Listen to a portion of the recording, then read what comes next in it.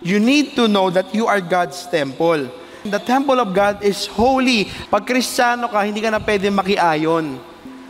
Diba, favorite, illustration ng lahat ng preacher. Toothbrush, ang gamit niyan para sa ngipin ng may-ari. At ngipin niya lang. Bibig niya lang. Hindi yan pwede na dinadala mo sa opisina at sabihin sa'yo ng kumpare mo, Tol, yung toothbrush ko, pwede bang pahiram mo sa'yo? Bababad ko na lang sa mainit na tubig. Hindi pwede.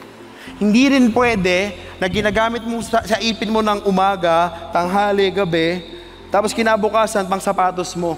Kung ikaw, templo ka na ng Diyos at naiintindihan mo na para sa Kanya ka na, binanal ka na ng Diyos